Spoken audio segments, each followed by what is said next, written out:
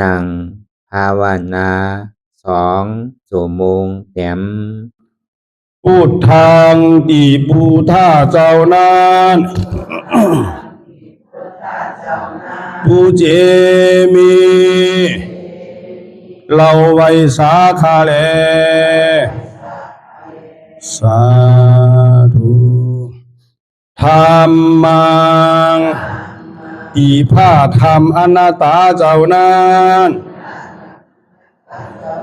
ผู้เจมีเราไว้สาขาแลสาธุสังฆังอีพระอริยสังฆาเจ้านั้นผู้เจมีเราไว้สาขาแลสาธุ10ต่อไปนี้รวมตีบรวมตานขันธ์ธาตุดังหาผ้าการคาอิมังอาตาภาวังพุทธัสสะปาฏิจจสามิขันธาตุดังหาอัญจิวาสามุตติ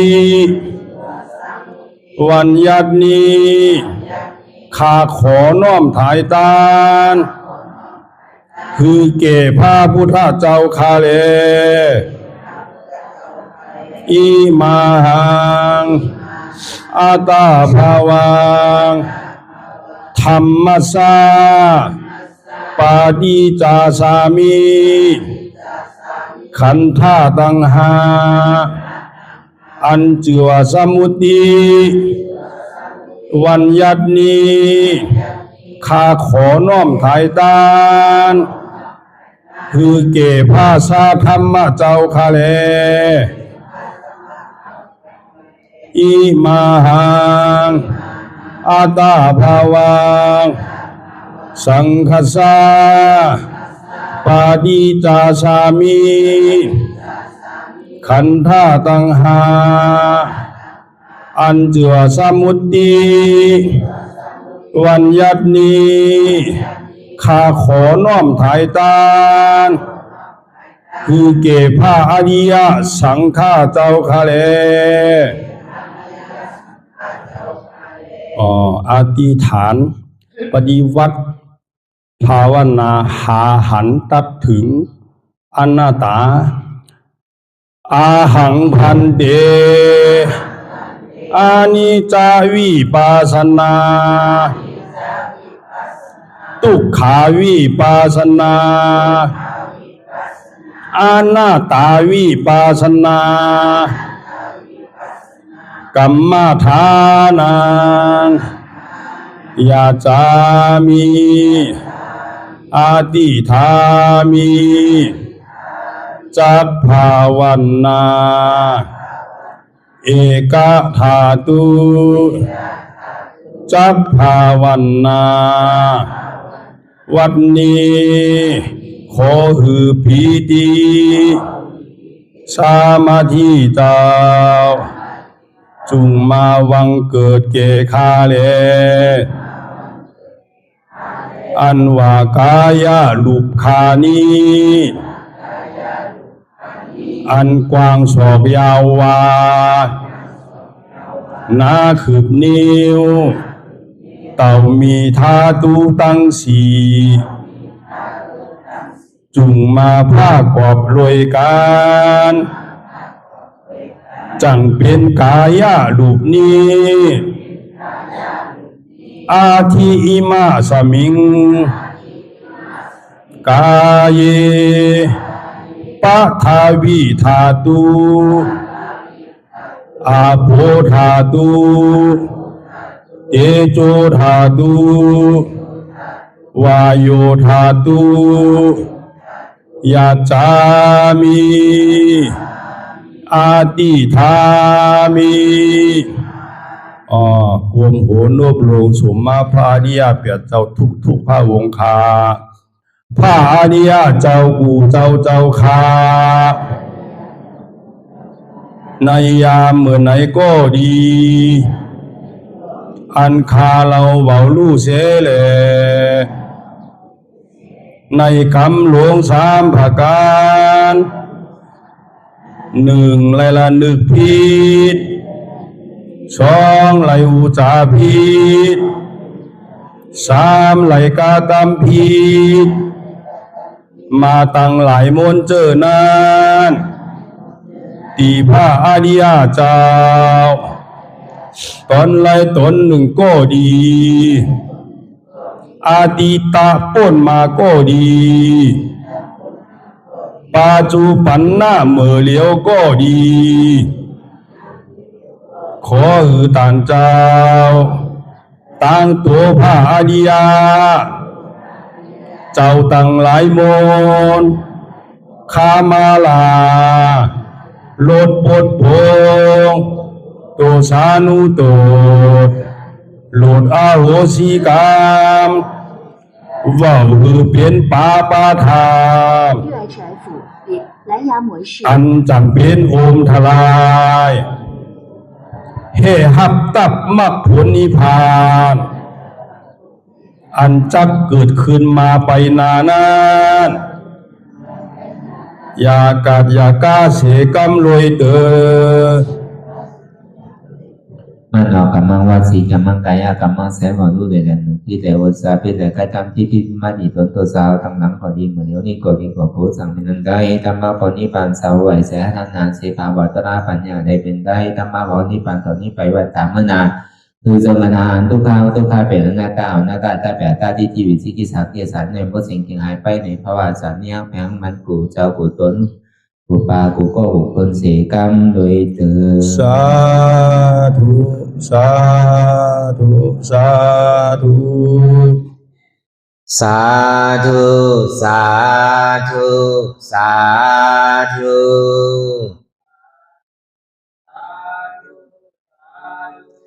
ทุกขาตั้งหลายขอตั้งจิตอธิษฐานเอาอย่างพากรรมฐานอันชื่อว่าวิปัสสนาญาณเก่าหลวงนี้มีอานิสังตุขังอานาตาเพียงตอน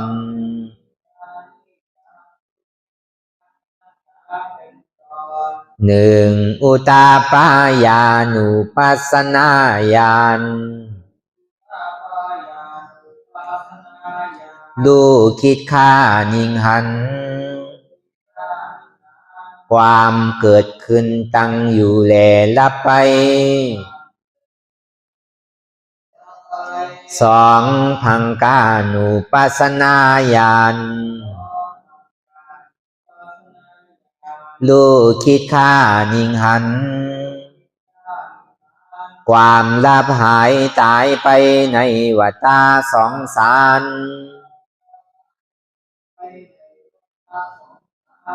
สามพยาตุปัฏฐานาญาณ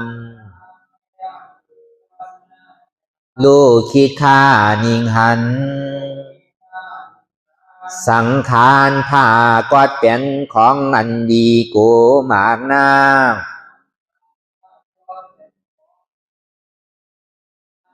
สี่อาทินุวานุปัสสนาญาณรู้คิดค่านิ่งหันยังโตดในวัฏสงสารหานิปินตานุปัสสนาญาณรู้คิดค่านิ่งหันถึงความเบื่อหน่ายในวัฏสงสารหอกมุนจิตุกามายาตายันรู้คิดค่านิ่งหัน ไข่ป้อนออกจากในวัฏฏะสงสารเจตปฏิสังขานุปัสสนาญาณดูคิดค่านิ่งหันปิศาลนาหาต่างป้อนในวัฏฏะสงสาร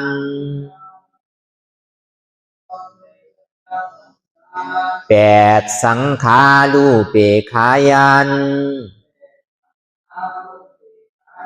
ลูกคิดค่านิ่งหัน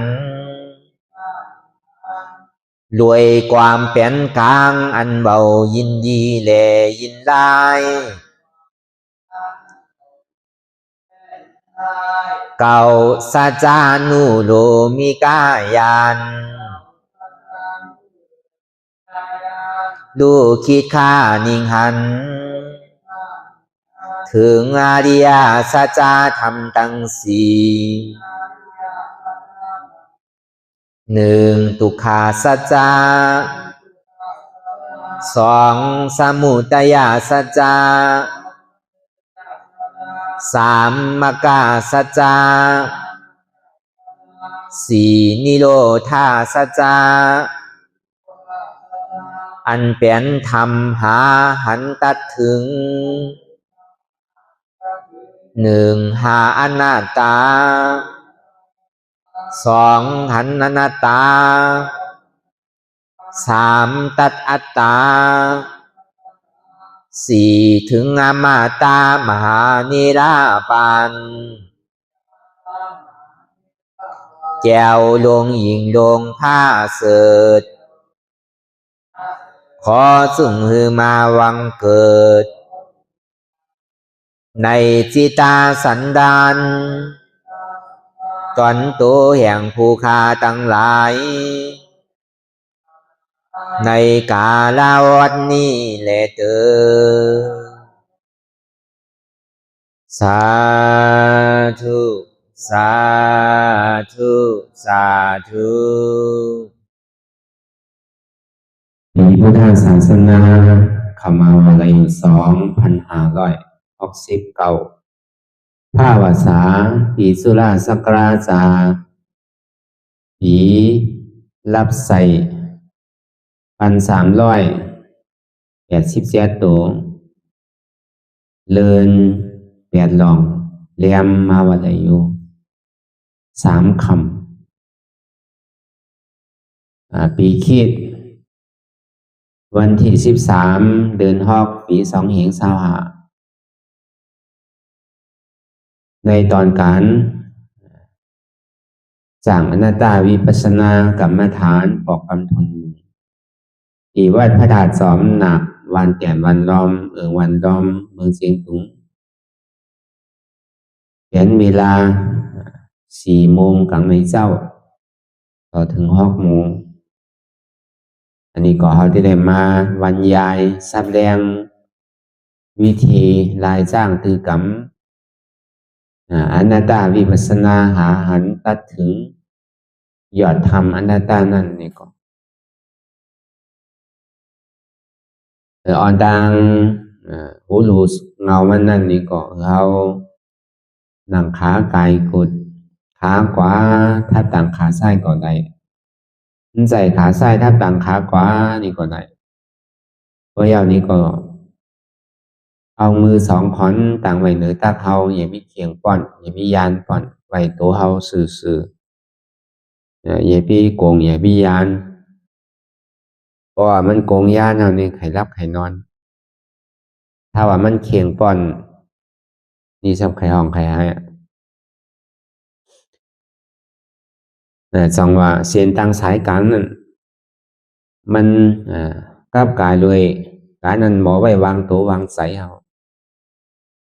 เคียงป้อนก็มันดียานป้อนก็มันดีมันกับกายเลยอันเฮานั่งเนี่ย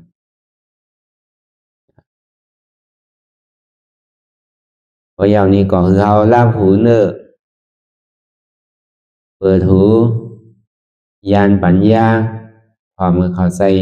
ลีเอาอีดอย่าก็ปฏิวัตินำ รับตาเนื้อเปิดตาใจเปิดตายานปัญญาเปิดเอาว่าตาใจพอเขารับตาไปก็เขาหันพอตาเนื้อนี่มันหันไปกู300,000เปิงพอตาใจเนี่ยมันที่เกิดขึ้นอันไหนอันหนึ่งนี่ก็มันก็หันจังว่าเปิดตาใจในเปิดตาปัญญานะพิจารณาโดยตั้งแต่หัวถึงตีนตีนถึงหัวนั่นมีสร้างผ่องมีอันไหนผ่องที่ว่าเป็นของเฮานั่นคือเฮาบ่หมออิ่มหมอเวอร์หมอจานอย่ามีไข่เกิดไข่เท่าไข่เป็นไข่ตายทั้งนังคือเฮาที่ป้อนหนองต่างเกิดต่างเท่าต่างเป็นต่างตายนี่ก็เฮาก็โลคัดใจหาพอหายาวนี่ก็คือมันหันพอหันยาวนี่ก็ตัดพอตัดยาวก็ถึงต้องว่าหาหันยาวก็ตัดถึงเนี่ย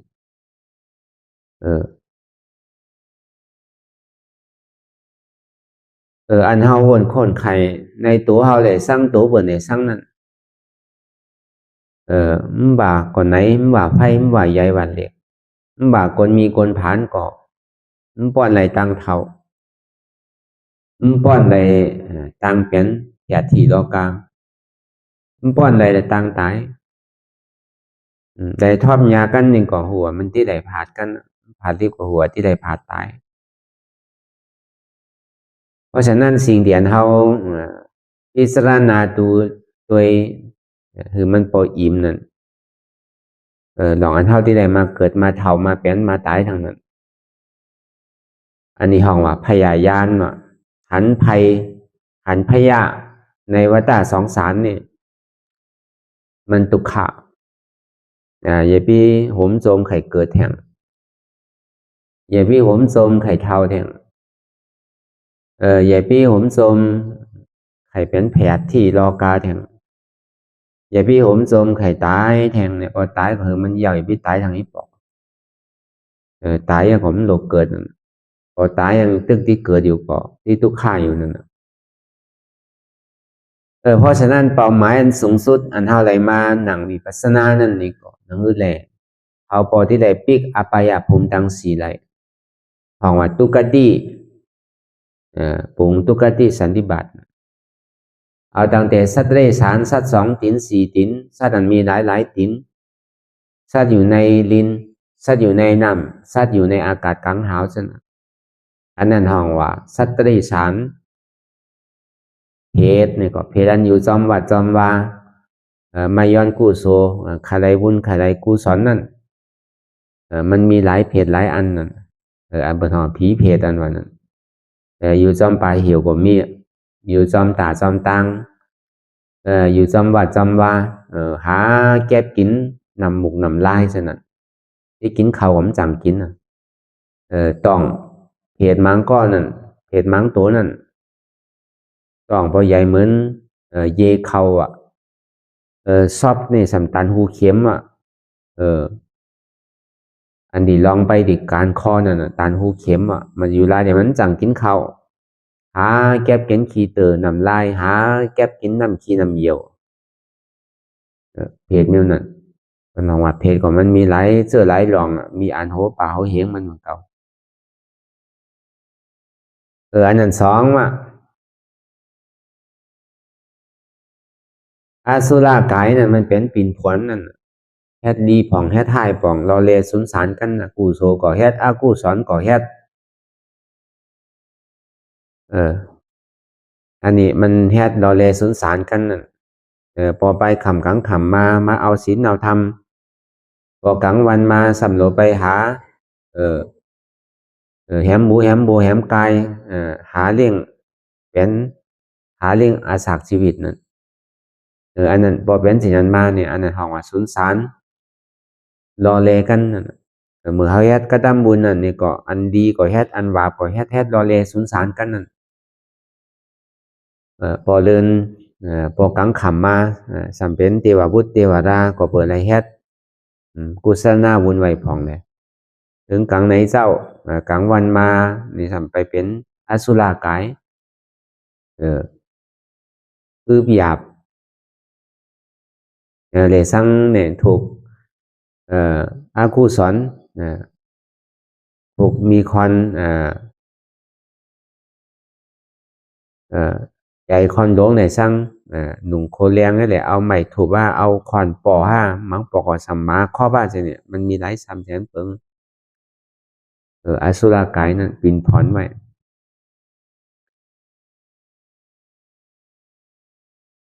อันนี้นาลายเนี่ยเหมือนมีหลายมอหลายคุ้มหนูมหาอาเวสีอันนี้นาลายหลายมอหลายคุ้มหลายนั่นเขาก็หันอยู่ดีว่านั่นแต่ก็เผื่อเนี่ยมันเป็นวันเกิดเมืองนอนเฮาเตๆว่ะในอปยภูมิดังสีนี่แต่อันเท่าไหร่มาเกิดเป็นคนนั่นมันมาโศกเกียบโศกกรรมมาโศกข้าวเลยว่ะมันมีส่วนใดส่วนเป็นมันมีพรตาที่ไรวะเฮาที่เฮ็ดสั่งของเฮาโดยยิ้มเฮ็ดไวๆอันเฮามาเกิดเป็นคนนี่เพราะว่าเฮาตายจากเป็นคนไปเดี๋ยวก็มีโอกาสอะที่เฮ็ดกุศลตังดีนั่นเป็นคือโอกาสเฮาอันนี้เฮาเกิดมาเป็นคน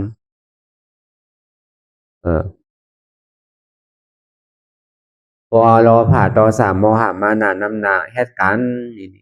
มันที่ต้องไปอภัยภูมิตังสี่ว่าอันในเสียนตังหนึ่งเสียนตังที่สองเนี่ยพอเขาเอาตานาศีลานำนาเนี่ยเขาที่เป็นมนุษย์ซาเนี่ยเป็นเทวดาวะมันก็บ่เฮ็ดเตะสร้างเตะนี่ก็สั่งถึงใดในเมืองสวรรค์วะพอเอาตานะเอาสมาธิสมาธิศีลนั่นนำนาเนี่ยสัมไปเกิดเป็นรูปป้าพร้อมวะพอเอาสติสมาธินำนาเนี่ยสัมไปเกิดเป็นอรูปป้าพร้อมวะเสียนตังเนี่ยตั้งเสียงเนี่ยมันมีอยู่หนึ่งเสียนตังไปอภัยภูมิตังสี่สองในเสียนตังไปเมืองมนุษย์ซาแต่เมืองสวรรค์สามในเสียนตังไปรูปป้าพร้อมสี่เสียนตังไปอรูปป้าพร้อมห้าเสียนตังไปนิพพานวะในเสียนตังหาเสียนนั่นในไปเสียนตังอภัยภูมิตังสี่มนุษย์สาเมืองสวรรค์เมืองรูปป้าพร้อมมารูปป้าพร้อมเนี่ยมันเป็นเสียนตังเก่าเขายามไปมาเฉยๆเป็นที่อันอยู่ที่เศร้าเฮาก้อยกาวันเกิดเมืองนอนเฮาเตๆเนี่ยมันเป็นอภัยภูมิตังสี่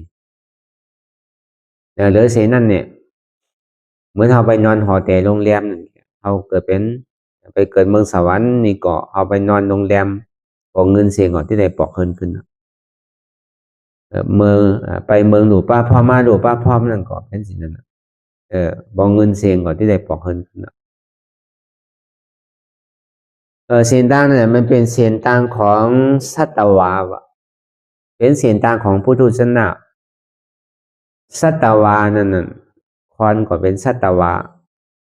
เทววุฒิเทวดานี่ก็เป็นสัตวาหลูป้าพ่อมาหลูป้าพ่อมนี่ก็เป็นสัตวาอบายภูมิตังสีนี่ก็เป็นสัตวาสัตวานี่มีเจ็ดวะสัตตามันมีเจ็ดนี่เป็นสื่อตุกติภูมิ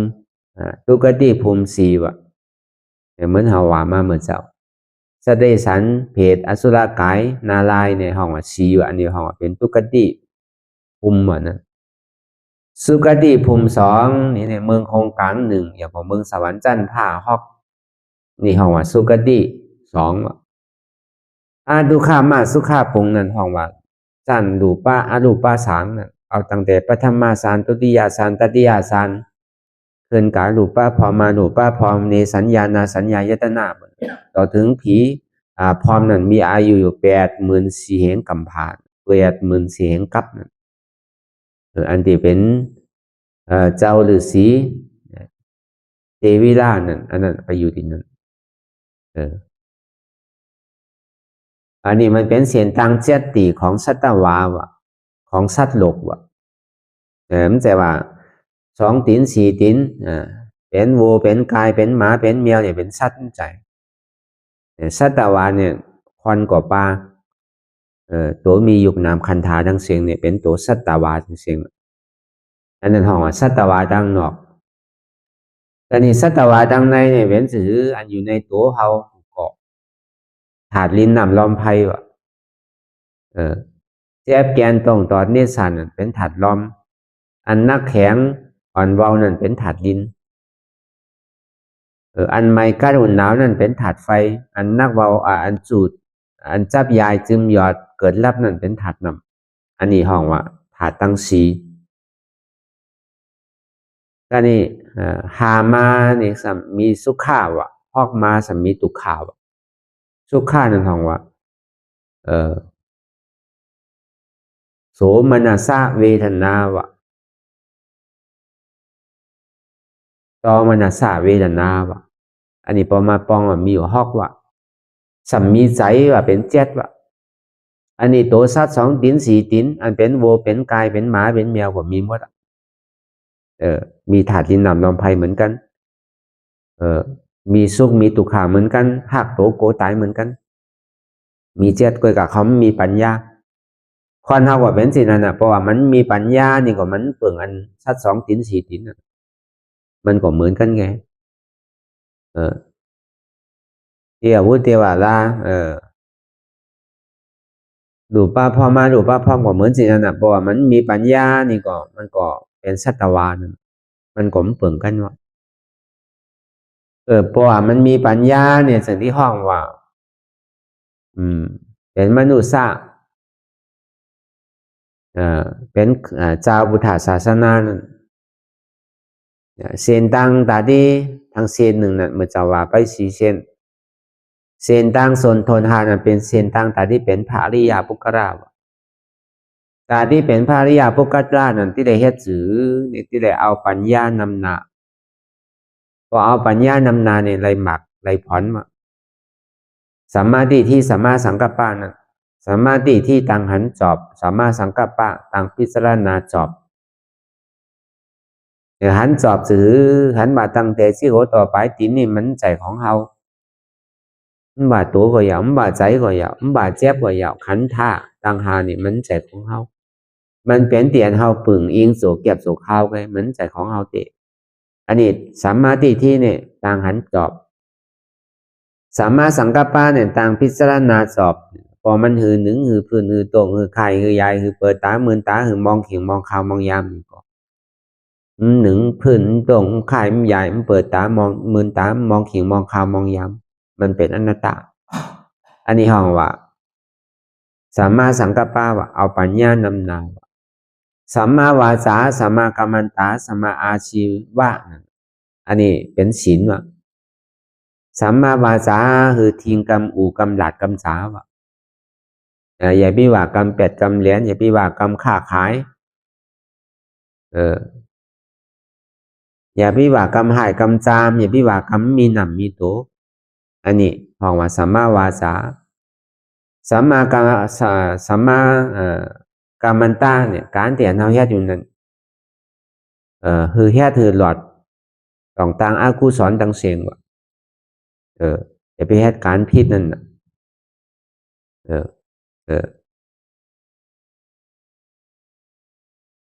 สัมมาชีวะการเลี้ยงต้องเลี้ยงชอบนั่นก็อย่าพี่เอาอาศักดิ์สายใจอย่าพี่ไปหนีจากเปิ้นอย่าพี่คือเป็นในรู้ได้ตายย้อนเฮามันมีหวังอันนี้เฮาว่าศีลสมาธินั่นสัมมาวายามะความเพียรจอบสัมมาสติจอบสัมมาสมาธิการตั้งมั่นจอบสัมมาวายามะนี่ความเพียรจอบนี่เป็นสื่อนี่เหมือนเราหนังอาทุหนังภาวนานี่ก็เพราะว่ามันถึงขิงถึงข่าวถึงยามนี่ก็เขาก็ทิ้มมันลุกมันค่ายมันไปมันลุกหนีที่หนังอยู่สิเนี่ยเป็นสื่อก็ยาวมันทำยามหนังมาที่บอกนั่นเป็นสื่อก็เขาอีพิลุกนั่น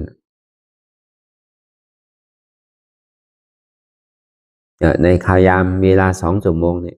อันนี้ห้องว่าสัมมาวายามะว่ะสัมมาสติอย่าไปกลุ่มกัดใจนี่ผิวไปทางนี้ผิวไปทางหน้าหวานไปทางนี้หวานไปทางหน้ามีขอบมีแลนอันนี้มันมีสติอ่ะนะอันเอาแค่การสั่งอยู่กับเข้าใจ ถ้าไปวนที่อันมันเฮ็ดไปวนหลองไตหลองเนื้อไปเจนจาดังนี้ดังนาอยู่เอาผมตื่นผมหู้โตว่าเมื่อเดี๋ยวนี้เขาเฮ็ดการสร้างอยู่เขาเฮ็ดการวิปัสสนานั่นนี่ก็อันไหนที่มันพูดบ่เกิดขึ้นเป็นมานั่นนี่ก็คือเขาหูหันตันจอมผมสั่งไปสี่สั่งใดนี่ก็คือเขาหูหันตันจอมนี่ไหนวางเป็นอนัตตาแหละเหมือนเดี๋ยวนี้เขาตึกเฮ็ดตลาดนี่เขาที่ไปวนสร้างหลองกาหลองขายเขาที่ไปวนสร้างหลองดุกหลองล่างเขาที่ไปวนสร้างหลองโหหลองเมียเขาที่ไปวนสร้างหลองหอหลองเฮินนี่มีอติเปสร้างดูมีไผโยชนาสร้างดูอันนี้คืออะไรเป็นสัมมาสติสัมมาสมาธินั่นก็พอเขานั่งไปแล้วก็เขาอย่าไปสันตั้งสายสันตั้งก็เขาที่ไปคอนไปคอนมาอย่าไปวิดชายวิดกว่าอย่าไปโกมนาโกมหลังมันหนึ่งคือก็เจ็บอยู่มันมีอติเปสังมีประโยชนาสังแต่อยู่นี้นี่ไม่ก่อเจ็บมันที่หายไปดุขามันที่หายไปเขาไข่นึ่งเกินนึ่งเพื่อนของมันป้อนไรเจ็บนั้นมันถึงเจ็บบทที่กันน่ะยิงนึ่งยิงเจ็บมันเป็นวันนั่นยิงเตียนยิงหูดนั่นน่ะอันนี้ตั้งมันไว้ว่ะเหมือนเฮาที่พวกเสาเฮินน่ะเฮายังตั้งมันเหมือนเสาวิหารน่ะเป็นก็ไขมันเป็น10ปีเป็นปากปีเป็นก็แค่ไว้ดีๆอันนี้มันมีไสเหมือนหมากเพียงหมากเขยนั่นก็เหมือนกันพอมันก่อนขึ้นมานี่ก็เฮาที่ได้เอาใหม่ไปปักนั่นคือมันติ้มหักพอลอมปัดมามันติ้มหักนั่นอันนี้เฮาสำเป็นคอนดังก่อนนี่สำคอนไปคอนมามันที่ก้านตอนหมากเพียงหมากเขยแบบเพราะฉะนั้นมันจะว่าอยู่เป็นวันเป็นมันจะว่านั่งเป็นวันนั่งเป็นปาดนั่งเป็นเดินผมใส่นั่งในระยะเวลา2 ชั่วโมงกันอันนี้คืออะไรมีสัมมาสมาธิเนี่ยผมว่าความตั้งมันจอบสมาธิจอบนั่นปอปองเข้าใจในของว่าการตั้งมันจอบอันนี้ที่ได้อย่างจอมเชนตั้งอริยมรรค8 ประการตัวอย่างจอมอริยมรรค8 ประการมันพิษเปิงที่ไหนเอาเนี่ยอันว่ามรรคตลาโผตลาเอาตั้งแต่โสดาปฏิมรรคโสดาปฏิผลสัตตกามีมรรคสัตตกามีผลอนาคามีมรรคอนาคามีผลอาราธรรมมรรคอาราธาผลเนี่ยมันดึงไหลวันหนึ่งก็วันหนึ่งถึงที่ไหนทอดไปยาวอันนี้จองว่าอันเฮามันหนังตลาน่ะเปิงหลวงมันแต่ใหญ่ๆมันแต่ก็หาถึงมันหันนั่นหาสั่งหาในโตในใจเฮาที่อันมันเป็นอยู่เหมือนเดียวเนี่ยมันมาสื่อเป็นสื่อพอเฮาหามันดึงหันผมหาแต่หัวมันหันปองว่าเฮามาหนังตลาถูกนี่ก็บ่เฮามาหานั่นน่ะหาคือหันสั่งคือหันสัจจะธรรมตั้ง4ว่ะ1ตุขาสัจจะว่ะเมื่อมันไปเจ็บไปสร้างเนี่ยก็มันมีตุขาตั้งนอกไปตั้งในมี2 ประการอริยสัจจะธรรมตั้ง4น่ะตุขาสัจจะนี่นะพอตั้งนอกว่านี่ก็จาติตุขาจาราตุขาพยาธิปิตุขามารณาปิตุขาปิเยหิวิปโยโกทุโขมัคโกอปิเยหิสัมปโยโกทุโขมัคโกอันนั้นมันเป็นตุขาตั้งนอกพุทธเจ้าว่าการเตียนเฮาเกิดมานี่ก็เป็นทุกขามันแต่วัน2 วันอยู่ในตองเนี่ยเราเดิน10 เดินสาราตุขาตั้งแต่เล็กๆก็เท่าเลื่อนคอนอยู่ในตองนั้นจัง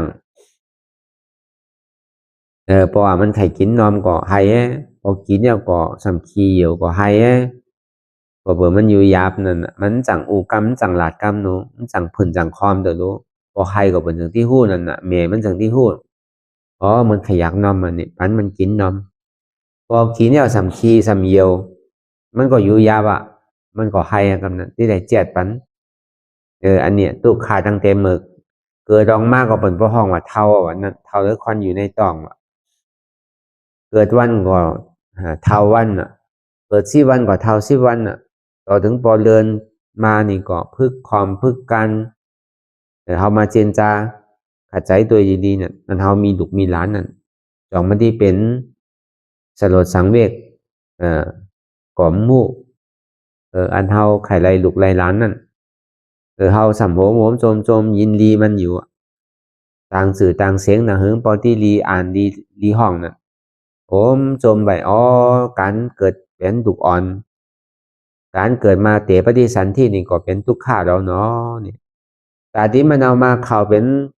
ความสลดสังเวชบ่ใครมีมันพอห่มโจมไปอันตังบทที่อ่านเฮ็ดปล่อยเฮ็ดล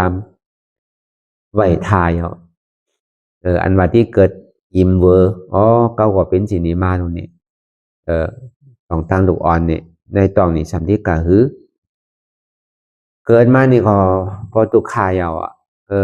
เป็นลูกอ่อนนี่ก็กระโจที่พึกความพึกกันก็ไรก็ง่าย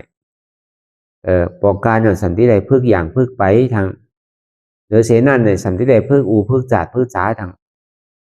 พอเป็นลูกอ่อนเนี่ยพอมันมาขายของแดนก็สำคัญอะไรมันพอที่เอาของคอนร้องปันเข้ากับเขาหมอเรียนเมียวลูกอ่อนเรียนของเขาก็จึกเรียนนะอันเนี้ยบอมใดก็ทำเป็นทุกขาเป็นน้ำหูน้ำตานั่นลูกอ่อนก็น้องบอกคนมาขายโคลูกอ่อนเนี่ยมันเป็นสื่อปันเนี่ยเฮ็ดมหาหน้าเฮ็ดเอาไปต่างที่ต่างๆเนี่ยประหลบปีกพัดตูไว้เอาน่ะพอวันมาขายของเรียนน่ะกันนี่เป็นว่าเป็นสาวมานี่ก็ตุกขามันบ่าวมันสาวมันบ่าวก็หูอยู่นั่นอะไรก่อนหนึ่งเป็นสำเพือเอาก่อนหนึ่งเป็นห้องมาล้อมเป็นใจแข่ปอแม่เป็นใจลูกว่ะมาล้อมเป็นใจแข่ลูกตอมเป็นใจปอแม่นี่ว่ะอะไรก่อนหนึ่งสำไรก่อนหนึ่งอันนี้ก็เป็นตุกข้าว่ะนั่นห้องว่าเมื่อเป็นว่าเป็นสาวเป็นหนุ่มนั่นเจนาหอต่อเฮินมานี่ก็มันใจก่อเลี้ยวอ่ะลูกพออยู่ก่อเลี้ยวได้ก่อใครอยู่ซื้อกินซื้อนอนซื้อนี่ปอแม่ก็บามท่าว่าก็ว่าสินั่นแกเป็นดุกลูกก็นี่พอมีก่อมีกูมาอยากพอขานก็มันได้เอาไปเฮ็ดเคยเบิ่นเฮาสำคัญก็เบิ่นที่สั่งเฮาเอาไปเฮ็ดไปเบิ่นนี่เฮาสำคัญก็เบิ่นสั่งเฮาพอไข่กินแฮงลูกใจเราหักลูกไปนั่นน่ะพอไข่กินแฮงลูกยิงครับเราหักลูกเคยนั่นน่ะทุงจามของโลกามเป็นสินั้นก่อเลี้ยวใจน่ะเป็นสองก้อนน่ะกำนี่โลเฮ็ดโลหาน่ะพออยู่ๆกันไปเนี่ยผมมีลูกมีร่างไก่พิษกันน่ะผมมีลูกอะไรข้อที่8กันนะถึงที่มีลูกมีร่างมานี่ก็มันมีก่อเลี้ยวกับนี่โลเล็กคัดใจหรือเก่าดอผ่าอันที่ยามีก็มีน้ำอันนี้มันไหลเงินน้ำเปิดขายแห่งดีเนี่ยก็โลเรียนโลหาโลเสือโลกาโลขายถูกที่ไปเมืองเปิดก็ไปกับนี่ก็เปิดรอบผ้านั่นน่ะผมไหลเหมือนใจมานี่ทำเป็นต่อสาใจลำใจกรรมบอหะรับสิ่งพี่ว่าอันเจ้าเก่าแห่ท้าอยู่มาเลี้ยวนี่พี่ได้ถูกจองมันเข้าในศีลในธรรมจองมันพิษศีลพิษธรรมมันพูดสังโลไหลเงินก็ยาวมาหน้าเต็กที่ว่าอยู่มาเก้านี่หมอเฮ็ดหมอหามันเป็นสิ่งนั้นการนี้พอถึงเมื่อเท่าเมื่อแก่มามีหูก่อนนกมีตาก่อนโมมีเขียวก่อวังมีเนื้อมีหนังก่อเหี่ยวดุกหยับนังหยับไปหยับลูกก่อข้างหนังก่อข้างมาอันนี้จาราตุขาเนี่ยพอความไตในห้องว่าเกิงว่ะพอความขืนในห้องว่าลองว่ะเหมือนเดินลองนั่นน่ะพอมวลมายาวนี่ก่อยวางให้กับพอเดินรับก่อนรับแบบเท่าก็เหมือนกันนะเกิดมาก็หัวตั้งนานเนี่ยที่ไรเท่าวันเจ้ามาก็กาที่ไรรับแบบเหมือนเดินรับนั่นมันที่หลองแปดมันที่แรมแปดนั่นมันที่รับแปดน่ะถึงดีสุดท้ายมาก็ที่เป็นสิ่งนี้อันนี้ห้องว่าตุขาซาจ้าตังหนอกเท่ากับที่ไรทอมในยินอยู่ในธรรมจักนั่นแต่ว่าที่ปองใจได้ก่อนหมู่ความหมายของว่าธรรมะเสจานั่นจุมธรรมะเสจาเป็นไก่มาฮอกันเนาะว่าก้าวกายโดยลองอริยสัจจะทำตั้งสี่นั่นก็นี่ตุขาสัจจะเดี๋ยวมันหันใดมันบาเรียกว่าเท่าวันนุ่มพอเฮานั่งก็ถึงหันคำเดียวอันเฮาหาในเฮาโลหานี่ตุขาเสจาตังในนั่นอันเจ็บเกียนตรงตอดเนตรสันไหวความไตไม่กระดอนแข็งสู้ตุ่มซับใหญ่ซึมหยอดเป็นดูอันเจ็บอันเสียบอันไวอันแกนอันนักจะนี่อันแข็งจะนี่อันเนี้ยเป็นตุขาเสจาตุขาที่อันมันมีเตบพอหนังไปเขาหันนั่นไข่ไรว่า ไข่ป่อนหน้าตุขาเนี่ยพอไข่ป่อนก็ตัวเห็นมันสุดเหมือนเอาตังนำตังเห็นมันพอดเหมือนเอาหุงเขาส่วนไผ่มันดีหุงมันพอสุกเขานั่นลมแหงไผ่ลูกดินแคมน้ำแหงพอเป็นสิ่งของมันก็หายไปอันเจ็บอันเสียบอันไม่อันแก่เนี่ยเป็นทุกขาสัจจะอันนี้ทุกขาสัจจะเนี่ยมันมีที่สัมผัสไรมีกูก่อบ่าวเจ้าสังบ่าวสมณเณรเขาบ่าวภิกขุบ่าวอุปาอุปโสอุปาสิกาปอกขาวเมียขาวเขาก่อบ่าวเด็กวันนุ่มตั้งแต่7 ขวบนี่มันตึงที่ไรมีส่วนใดส่วนเป็นสามารถตาที่เป็นพระอริยปุคละไรตั้งแต่7 ขวบก็เฮ็ดไรตลานี่มันใจว่าเขาเท่ามากกว่าเฮ็ดใจเขาหนุ่มมูกมันดีเฮ็ดใจมันเป็นการดีการเมียดเนี่ย7 ขวบยังดีเฮ็ดนั่นยังเป็นพระอรหันต์ไรเนาะเมื่อปันพระพุทธเจ้านั้นมีหลายเจ้าหลายตอนเนาะตั้งแต่เจ้าปันดีดาเจ้าสิมบรีแต่นี่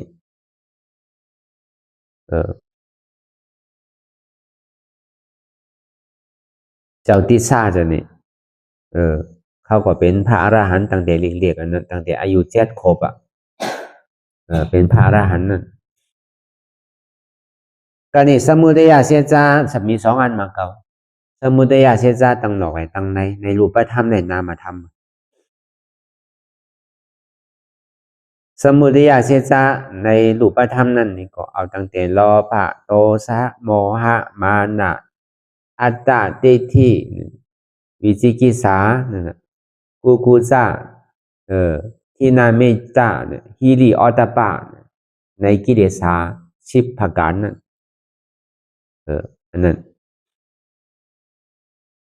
กรรมนี้ในกิเลส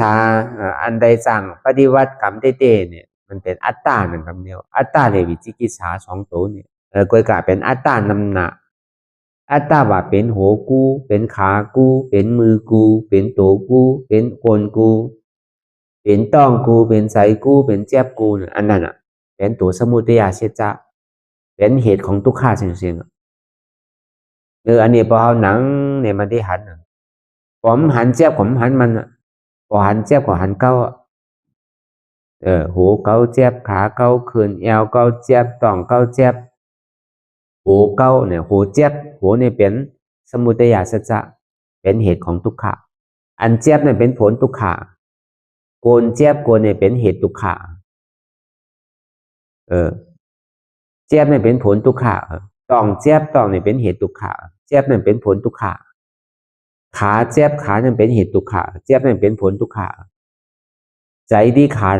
ใจเจ็บใจเสียบนะหรือออกหรือใจหนาใจนี่เป็นเหตุทุกข์อันเจ็บแกนตรงตอดเนสานนั่นเป็นผลของทุกข์เก้าเจ็บเก้าเสียบเก้าไม้เก้าแกนมีเก้าแกนเจ็บหรือเปิดมีกูไกเจ็บหรือเปิดเนี่ยที่มันเจ็บตานเก้าเปิดยามหนังโน่นมันใจเจ็บมันกันเสียงตุผ่าเขามันเจ็บเยอะทำใจนังเก้าว่าเขาก็เจ็บกวยcảm chẳng hết chữ an na pha lưỡngนั่นน่ะเนาะพอที่ห้องนี้เปิดก็มันพอดีตัวเนาะศีลน้ำหรือเปิดเนาะพอเป็นอุปาโสอุปาสิกาก็เหมือนศีลอานาคู่ขาวนั่นน่ะเนาะเอาที่ห้องใส่เปิดก่อเปิดมาหันเขาก่อดีอายเปิดนั่นมันchẳng hết chữเลยอ้อเรานั่นมันก็เจ็บเหมือนกันนะกวยกับเขาที่อ้อนไรมันอ้อนไรขามไรมันขามไรพออ้อนไรก็เป็นแต่งคำว่ะอ้อนไรก็เป็นตุ้มไม่ว่ะพอมันเป็นคำเสียนั้นมันเผาหรือเผามันถึงเป็นคำว่ะอันแก้กมันเนี่ยที่หายแบบเสียงๆว่ะหรืออันเตมันเกี่ยวว่ะคำ1 วาทก็ที่เป็นอยู่1 วาทนั่นแหละมันบอกว่าอ้อนไรก็เป็นแต่งคำว่ะ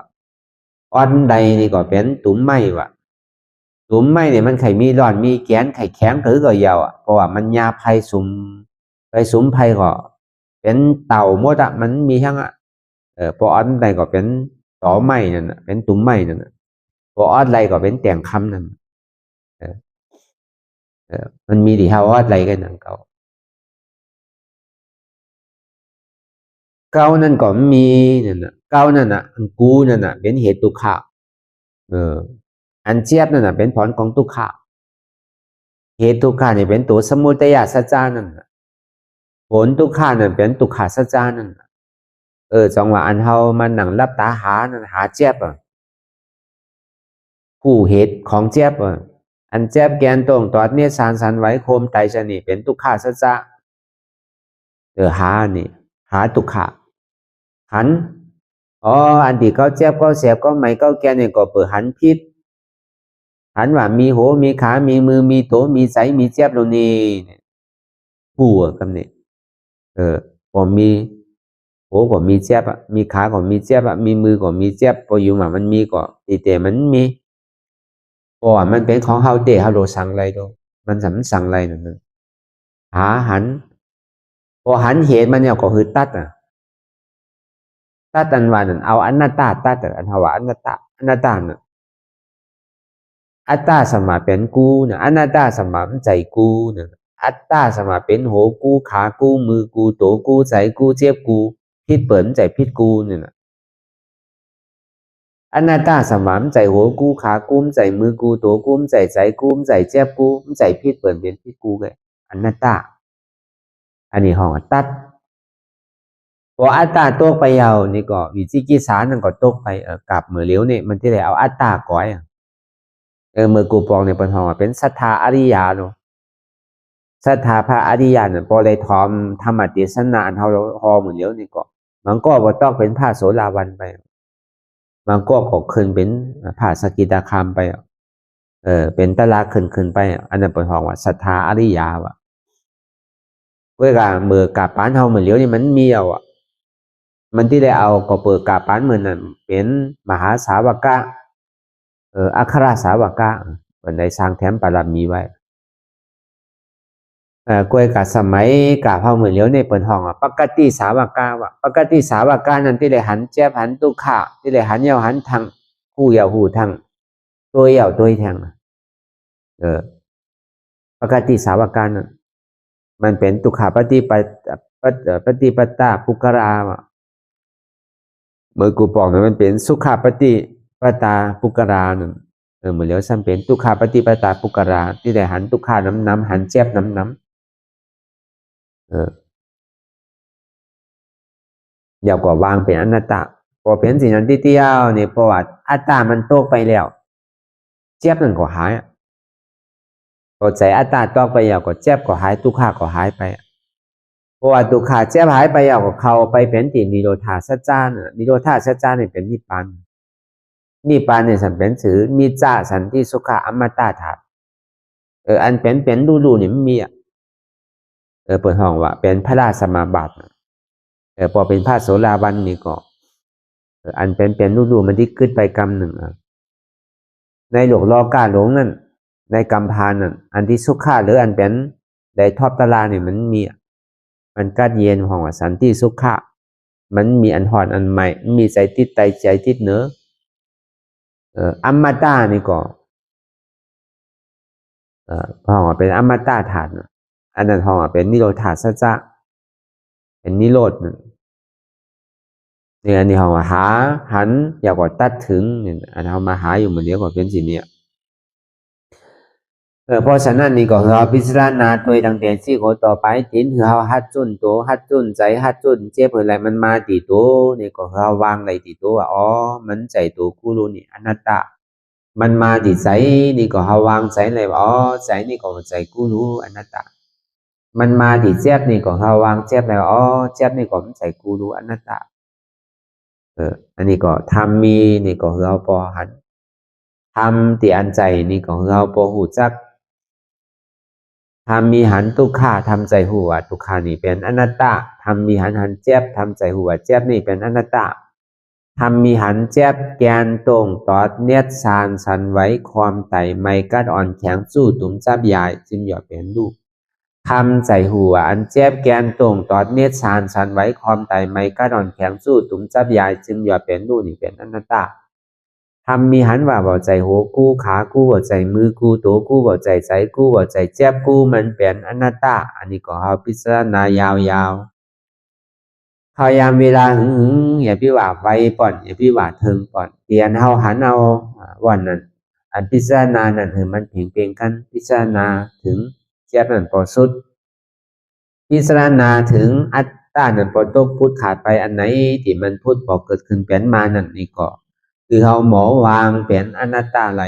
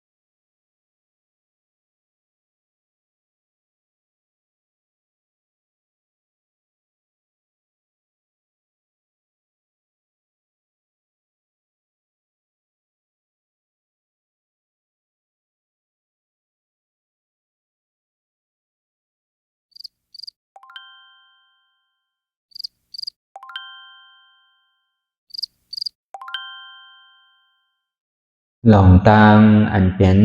อยู่ตุกเจอตุกยามอย่าคลองคำไปตีใส่หูพอถอนออกตีใส่หูมันออกเสียงก่อนสภาวะไหนก็ดีหลองตังอันไหนก็ดีอันเกิดขึ้นมาตีโตตีใสตีเสียบฉะนั้นพอถอนออกตีใส่หูมันออกเสียงสภาวะอยู่ถักสี่ภาการเสื้อนั้นแจบแกนต้งตอดนิดสานสันไหวคอมไปไม่กระดอนแข็งสู้ตุ๋มซับยายซึมหยอดเกิดลับสภาวะอยู่ถักสี่ภาการเสื้อนั้นตีหนามถัดไปหูจักตีอัตตาไปยึดไว้ว่ามีโตมีใจมีเจ็บฉะนั้นเฮาหมอวางเป็นอนัตตาไหลลองใส่อันโค้งผิวอยู่อันเฮาวนดึกวนเหลืออยู่เป็นเรื่องเป็นราวอยู่สนั่นสั่งเฮาถอดถอนออกที่ใส่หูมันออกเสียงก่อนยอมกึดยอมออกยอมลงอันเฮ็ดให้เฮายินดียินให้ส่วนนั้นอารมณ์เสื่อถึงใจถึงขอไว้มันยึดไว้มันเป็นทุกขานั้นปล่อยวางออกที่ใจหูมันออกเสียงก่อนลองเจอเป็นทุกขาเลยลองย้อนถึงใสหลายอย่างอันเกิดขึ้นมาตีโตตีใสตีเจ็บฉะนั้นปลดวางยาวเสียก่อนก่อยค่ายย่ายลายหนึ่งขึ้นพอยาวนี้ก็ก่อยเปิดตามึนตาลอยนี่เป็นการปฏิบัติธรรมค้นหายอดธรรมมันเกิดขึ้นดีโตดีใสดีเจ็บบอกอันค้นหาเหตุหักเงาจองทุกขาตรงนั้นต่อจากนี้ไปนี่ก็เฮาก็ที่ได้ส่งเมตตาถึงสรรพสัตว์ต่างหลายก่อนสาธุสาธุสาธุ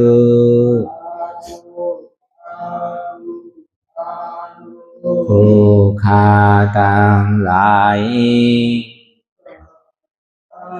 ขอเชิญเอาอย่างเทศนาวุญที่ผู้ฆ่าต่างหลายไหลกาตำมาแล้วในวันนี้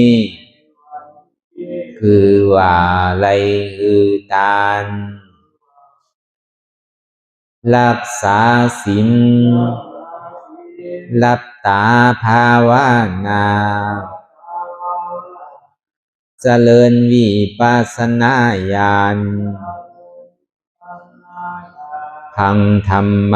เทศนานี้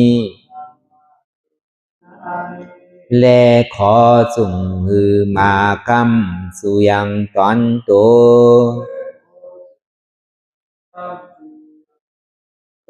แห่งผู้ฆ่าตั้งหลายมนคือไล่ลาบความสุขและความเจริญงอกงามและขอหือเจียวดอดเวียงแก้วยอดอมาตามหาเนรปานในอนาคตกาลาอันจักมาวันปลายนานั้นแก่ผู้ฆ่าตั้งหลายมน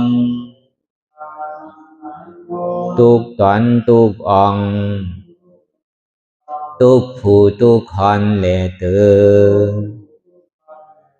แทงผ้ากันหนึ่งผู้ฆ่าตั้งหลายมน ขออุทิศนาบุญทั้งหลายมวลผุงนี้ไปแผ่พายถึงเทวาวุตเทวาดาพยายินพยาพรหมพยายอมมาลาดพูดหนักน้ำไอโซนนางธรณีและสรรพสัตว์ทั้งหลายและหมู่ชยาข้าคุณทั้งหลายมวลอันไหลอานิสากรรมไปสู่ปลาโลกปลายนานั้นขอส่งโจนกันมาสาธุอนุโมทนาจอมจุนยินดีแล้วคือไรโจนกันป้อนจากทุกข์ถึงสุขทุกโตสัตว์เลเตอสาธุสาธุสาธุอิตังมิปุญญังอาสวะคายังนิพพานังวะหังโหนตุมาปุญญาภากังสเปสัตตานังสมาลาพันตุอิตังมิปุญญังอันเราขาไหลมาถือกรรมปฏิบัติวิปัสสนาภาวนาอาหันยอดธรรมอานาตานีอาสวะคายังเป็นนันผาทรัพย์ตัดเปียดอาสวะสี่ภากันเสียแล้วเนี่ยนิพพานังติพานิพพานันผลตุคือไรถึงเสกรรมขามาปุญญังภากังขอนดีอันคาได้มานังวิปัสสนาภาวนาส่องยืนปันสเปสัตตานังแต่เอาป่อแม่พี่น้องญาติกาผู้ว่าอุปาสัยอาจารย์ครูสลาสั่งสอนมิตรเสี่ยวสหาย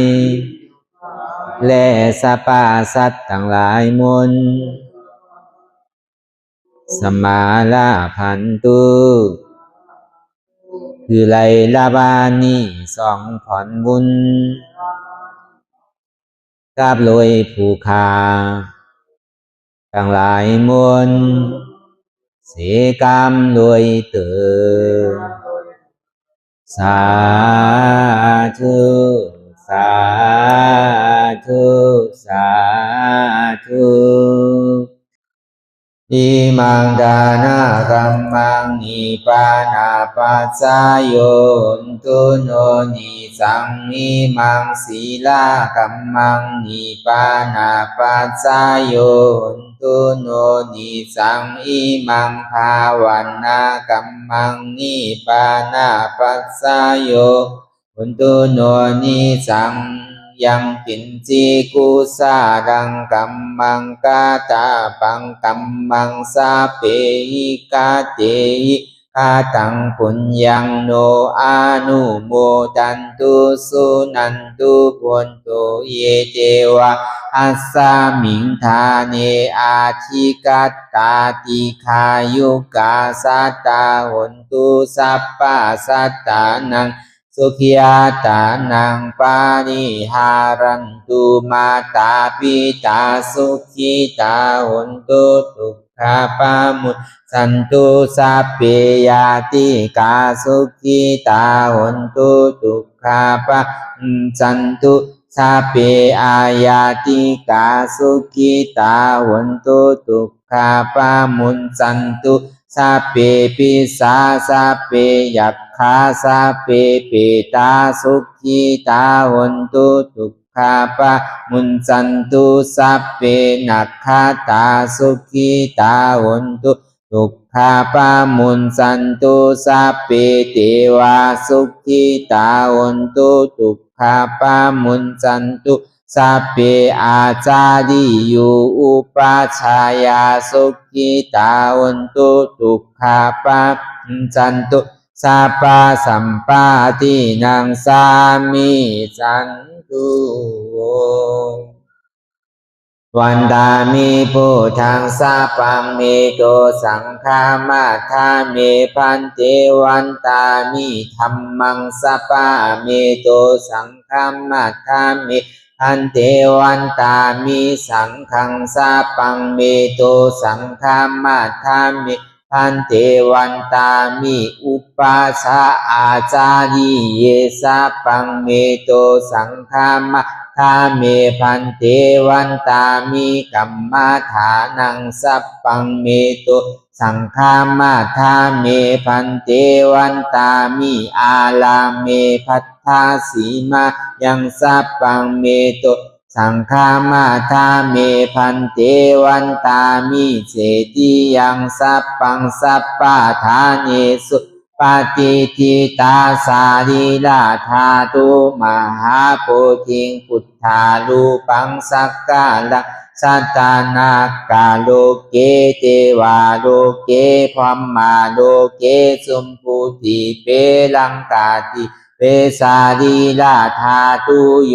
เอสาธาตุโยอาลาหันตาธาตุโยเสติยังกันธากุติสตุราเสติสา